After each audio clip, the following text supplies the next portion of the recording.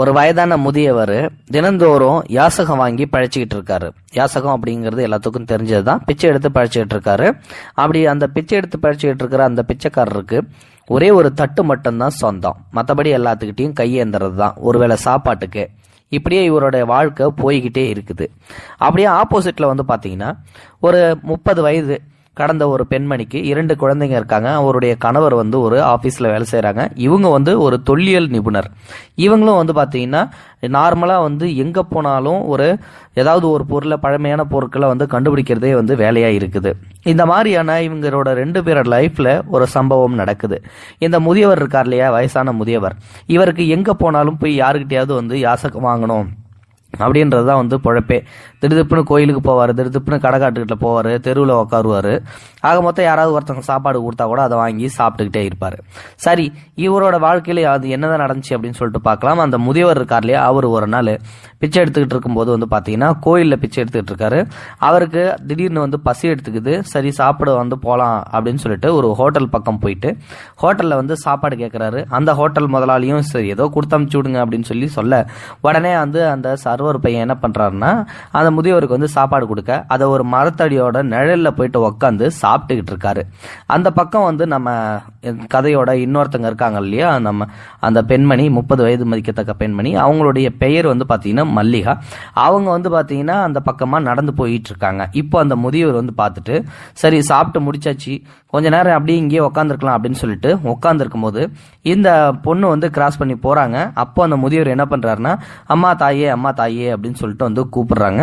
சரின்னு சொல்லிட்டு இந்த பொண்ணு திரும்பி பார்க்கும், யாராதுன்னு சொல்லி பார்க்கவும் ஒரு வயதான முதியவர் பிச்சை எடுத்துட்டு பார்த்த உடனே இவங்களுக்கு எப்பயுமே பாத்தீங்கன்னா தாராள மனசு, யாருக்கிட்டுமே பிச்சை போட்டுருவாங்க. யார் உதவின்னு கேட்டாலும் செஞ்சிருவாங்க. ஆனா இந்த பெரியவரை பார்த்த உடனே அவங்க எதுவுமே செய்யவே இல்லை, காசு போடவே இல்லை, எதுவுமே பண்ணவே இல்லை. முதியவரே இங்க வாங்க அப்படின்றாங்க. அவரும் அங்க போறாரு. சரி, நீங்க எத்தனை வருஷமா பிச்சை எடுக்கிறீங்க அப்படிங்கும்போது, எனக்கு விவரம் தெரிஞ்சதுல இருந்தே நான் பிச்சை தான் எடுத்துட்டு இருக்கேன். எனக்கு விவரம் தெரிஞ்சதுல இருந்தே எனக்கு அப்பா அம்மாவை நான் பார்த்தது கிடையாது. சின்ன பிள்ளையில இருந்தே நான் பிச்சை எடுத்து தான் பொழைச்சிட்டு இருக்கேன் அப்படின்னு சொல்றாரு. அதுக்கப்புறம் பாத்தீங்கன்னா இத்தனை வருஷமா நீங்க பிச்சை தான் எடுத்துக்கிட்டு இருக்கீங்களா, அந்த தட்டை நான் பார்க்கலாமா, கொஞ்சம் ஒரு நிமிஷம் கொடுங்க அப்படின்னு சொல்லிட்டு அந்த தட்டை வாங்குறாங்க. சரி அப்படின்னு சொல்லிட்டு அந்த தட்டையும் கொடுக்கறாரு இவரு. சரி, ஏதோ பணம் காசு கொடுத்தா சரிதான் அப்படின்னு சொல்லிட்டு சரி அப்படி அந்த தட்டை வாங்குறாங்க இல்லையா. அந்த தட்டை ஒரு லென்ஸை வச்சு பாக்குறாங்க. திடுதுப்புன்னு பார்த்துட்டு அதுக்கப்புறம் என்ன பண்றாங்க அப்படின்னா கையில ஒரு நைஃப் மாதிரி வச்சிருக்காங்க. அந்த நைஃபால அந்த தட்டோட ஒரு பகுதியை லைட்டா சுரண்ட ஆரம்பிக்கிறாங்க. உடனே இந்த முதியவருக்கு பயம் வந்துருது. நமக்குன்னு இருக்கிற ஒரே ஒரு சொத்து இந்த தட்டு மட்டும்தான். இதையும் இவங்க ஏதோ கிறுக்கு முறுக்கு பண்ணி உடச்சு கிடிச்சு போட்டாங்கன்னா நம்ம மறுபடியும் புது தட்டெல்லாம் வாங்க முடியாது. நம்ம காலங்காலமா இந்த தட்டில் தானே பிச்சை எடுத்துட்டு இருக்கோம். திடுதுப்புன்னு இந்த தட்டை இவங்க ஏதோ பண்றாங்க. அம்மா தயவு செஞ்சு அந்த தட்டை எதுவும் பண்ணாதீங்க, தயவு செஞ்சு அந்த தட்டை கொடுத்துருங்க. நீங்க பிச்சையே போடலனாலும் பரவாயில்ல, எனக்குன்னு இருக்கிற ஒரே ஒரு சொத்து இந்த தட்டு தான், தயவு செஞ்சு கொடுத்துருங்கம்மா அப்படின்னு சொல்ல உடனே அவங்க என்ன பண்றாங்கன்னா மறுபடியும் அந்த முதியோரோட பேச்சை கேட்காம திருப்பி அந்த தட்டையை சுரண்டிக்கிட்டே இருக்காங்க. அப்பதான் பாத்தீங்கன்னா அந்த முதியோருக்கும் என்னடா பண்றது, திருப்பி இவங்க சுரண்டாங்களே. அவருக்குன்னு சொந்தம் பாத்தீங்கன்னா அந்த தட்டு மட்டும்தான். அவருக்கு உடம்புல கூட பாத்தீங்கன்னா கிழிஞ்ச சட்டையும், அழுக்கு படிஞ்ச தலை, அழுக்கு ஃபுல்லா மேலு, குளிக்கவே மாட்டாரு அவ்வளவு சீக்கிரம். தட்டு ஃபுல்லாவும் பாத்தீங்கன்னா செம்ம அழுக்கு தான், அப்படியே ஒரு படர்ந்த இது மாதிரியே தான் இருக்கும். இந்த மாதிரி ஒரு சுச்சுவேஷன்ல அந்த அழுக்க ரிமூவ் பண்ணிட்டே இருக்காங்க அவங்க.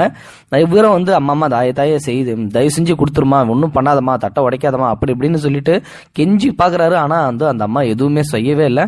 ஆக மொத்தம் பாத்தீங்கன்னா அந்த தட்டை சுரண்டறதை விடவே இல்லை. தட்டை சுரண்டிக்கிட்டே இருக்காங்க. அந்த அழுக்கு எல்லாமே ரிமூவ் ஆகி அந்த தட்டும் ஓரளவு கிளீன் ஆகி வந்ததுக்கு அப்புறம் பாத்தீங்கன்னா வெயில் நேரம் இல்லையா, லைட்டா மின்ன ஆரம்பிக்குது.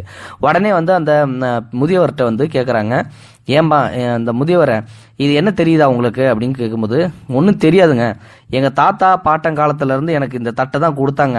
நான் கடைசியா எனக்கு தாத்தாவை மட்டும்தான் தெரியும். என் தாத்தா தான் கடைசியா எனக்கு உயிரோட இருந்தப்ப பார்த்தது. அவர் தான் இந்த தட்டை நீ பத்திரமா வச்சுக்கணும், இது எனக்கு எங்க பாட்டங்காலத்துல கொடுத்த தட்டு, இந்த தட்டுல நீ வச்சு பொழைச்சிக்கோன்னு சொல்லிட்டு ஒரு ராஜா கொடுத்தாராமா அந்த தட்டை அப்படின்னு சொல்லிட்டு எங்க தாத்தா சாவறதுக்கு முன்னாடி சொன்னாரு. எங்க அப்பா அம்மாவை கூட நான் பார்த்ததுல எங்க தாத்தா தான் கடைசியா இதை சொன்னது அதனால தான் இந்த தட்டை வந்து நான் ஞாபகார்த்தமாக வச்சிருக்கேன். இந்த தட்டை யாருக்கும் கொடுக்கவும் மாட்டேன், அவ்வளோ சீக்கிரம் தூக்கியும் போட மாட்டேன், உடைக்க மாட்டேன். யார் சேதப்படுத்தினாலும் அவங்களே வந்து நான் வெறுத்துருவேன் அப்படி இப்படின்னு சொல்லி எல்லா உண்மையை சொல்றாப்ல. அப்பதான் வந்து சரி அப்படின்னு சொல்லிட்டு விவரத்தை சொல்றாங்க. ஐயா, அந்த காலத்திலே நீங்க யாசகம் வாங்குறீங்க அப்படின்றதுக்காக தான் உங்க தாத்தாவுக்கு, உங்க தாத்தாவோட பாட்டக்காரர்லயே அவருக்கு வந்து இந்த தட்டை தங்கத்தால செஞ்சு மன்னர் உங்களுக்கு கொடுத்துருந்துருக்காரு. அந்த தட்டோட அருமை தெரியாம இன்ன வரைக்கும் நீங்க பிச்சைக்காரரா இருக்கிறீங்க. இன்னைக்கு இந்த தட்டோட விலை மதிப்பு பிரகாரம் பார்த்தா இந்த ஊர்லயே நீங்க தான் மிகப்பெரிய கோடீஸ்வரரா இருந்திருக்க வேண்டியது. அப்படி இருக்கும்போது இந்த தட்டோட அருமையே தெரியாம இவ்வளவு நாள் பிச்சை எடுத்துக்கிட்டு இருக்கீங்களே அப்படின்னு சொல்லி சொன்னதுக்கு அப்புறம் அந்த பிச்சைக்காரர் வந்து வாயை பொளந்துடுறாராம்.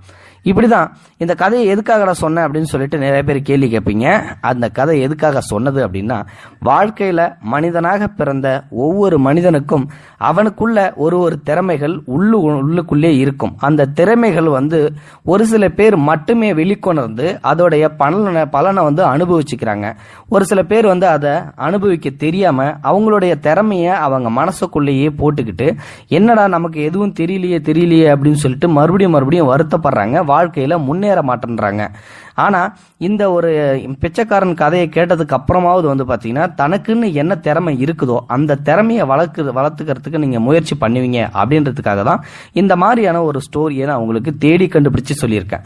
ஸோ இதுல இருந்து உங்களுக்கு நல்லாவே தெரிஞ்சிருக்கும், ஒவ்வொரு மனிதனா பிறந்த ஒருத்தருக்கும் கண்டிப்பா ஏதாவது ஒரு திறமை இருக்கும். சிலருக்கு பாட்டு நல்லாவே வரும், சிலருக்கு டான்ஸ் நல்லா வரும், சிலருக்கு இன்டர்நெட்ல நல்லா வேலை செய்யறதுக்கு வரும், சிலருக்கு கூலி வேலை செய்யறதுலயே வந்து பாத்தீங்கன்னா பயங்கரமான அறிவுத்திறன்லாம் இருக்கும், சில பேருக்கு சயின்டிஸ்ட் ஒர்க் இருக்கும், சில பேர் மெக்கானிக்லேயே நிறைய திறமைகள் இருக்கும், சில பேர் வந்து பாத்தீங்கன்னா இசையில வந்து நிறைய திறமைகள் இருக்கும். இந்த மாதிரி அடுக்கிக்கிட்டே போலாம். ஒவ்வொருவருக்கும் ஒவ்வொரு திறமையை ஆண்டவன் பிறக்கும் போதே படைச்சிருக்கான்.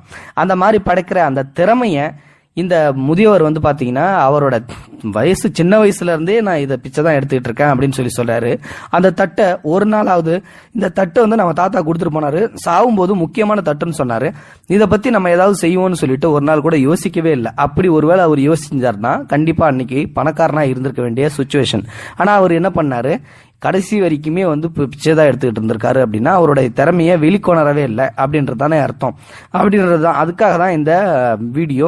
ஸோ தயவு செஞ்சு இதுக்கப்புறம் வந்து பார்த்தீங்கன்னா நீங்கள் உங்கள்கிட்ட இருக்கிற அந்த திறமையை வெளிக்கொண்டு வரணும் அப்படின்றதுக்காக தான் இந்த வீடியோ. கண்டிப்பா இதுக்கப்புறம் ஒருத்தரும் சும்மா இருக்க மாட்டீங்க. ஆடாடா ஒரு அருமையான விஷயம் கிடைச்சிருச்சு, நமக்குள்ள என்ன திறமை இருக்குன்னு சொல்லி நாமளே யோசிச்சு பார்ப்போம் அப்படின்னு சொல்லிட்டு உட்காந்து நீங்க கண்டிப்பா யோசிப்பீங்க. அப்படி ஒரு வேளை யோசிச்சு உங்களுக்குள்ள ஒரு திறமை வளர்ந்து நீங்க அதை பயன்படுத்தாம இருந்தீங்க அப்படின்னா அது என்ன திறமை அப்படின்னு சொல்லிட்டு மறக்காம உங்களோட கமெண்ட் பாக்ஸ்ல சொல்லிடுங்க. ஒரு சில பேர் தங்களுக்குள்ள இருக்கிற அந்த திறமையை வளர்த்து பெரிய ஆளா ஆயிருப்பீங்க. அவங்களும் சொல்லலாம் எனக்கு இந்த திறமை இருக்குது, நான் இதனால முன்னேறி இருக்கேன் அப்படின்னு சொல்லிட்டு. கண்டிப்பா நீங்க அதையும் சொல்லுங்க. இந்த வீடியோ பிடிச்சிருந்தா லைக் பண்ணுங்க, உங்க ஃப்ரெண்ட்ஸ்களுக்கு ஷேர் பண்ணி விடுங்க, கூடவே நம்ம சேனலை சப்ஸ்கிரைப் பண்ணி விட்டுருங்க. தேங்க்யூ ஃபார் வாட்சிங். இது போன்ற செய்திகளை உடனுக்குடன் நீங்கள் தெரிந்து கொள்ள மறக்காமல் எங்களுடைய சேனலை சப்ஸ்கிரைப் செய்யவும், கூடவே பக்கத்தில் வரும் பெல் ஐக்கானையும் கிளிக் செய்யவும்.